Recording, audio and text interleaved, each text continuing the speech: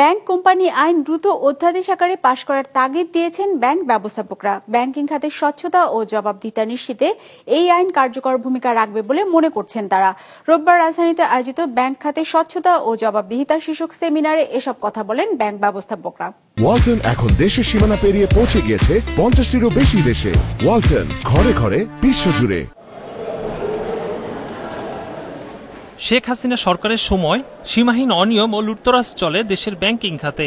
এসালম সহ কয়েকটি শিল্প গ্রুপ লক্ষ কোটি টাকা তুলে বিদেশে পাচার করে। রাজনৈতিক পট পরিবর্তনের পর এসব অনিয়ম প্রকাশ পেতে থাকে।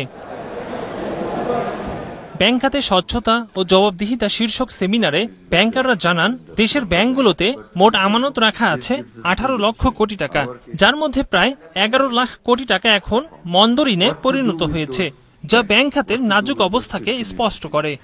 Right now 5 will be merged. That's the talk we are hearing in the newspapers, but there will be another 10. But of that 10, 3 will come out of it because they have recently been, in the last few years, they have been massacred or so. Whole country witnessed that law enforcing agencies, the government basically all together interference in the creating the board of directors of mostly in Islamic banks. At that time, basically, if we clearly see that the central bank having no autonomy, they just carry out the instructions that given by the government. ব্যাংকারদের মতে প্রকৃত দুর্বল ব্যাংকের সংখ্যা 15টি। অনেক bank আমানতকারীদের মাত্র 5,000 টাকা দিতেও হিমশিম খাচ্ছে।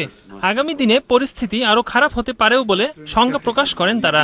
এই সমস্যা থেকে উত্তরণে ব্যাংক কোম্পানি আইন দ্রুত অধ্যাদেশ আকারে পাশ করার তাগিদ দেন ব্যাংক ব্যবস্থাপকরা।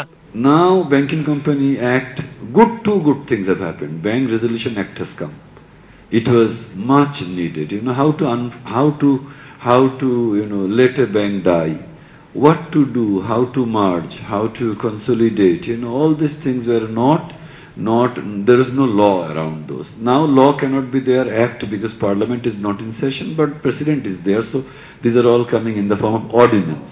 বর্তমান গভর্নরের নেতৃত্বে গত 1 বছরে ব্যালেন্স অফ পেমেন্ট, রিজার্ভ ও চলতি হিসেবে উল্লেখযোগ্য উন্নতি হয়েছে বলেও জানান আলোচকরা। একরামুল ইসলাম খান, বিজনেস রিপোর্ট, মাছরাঙ্গা টেলিভিশন।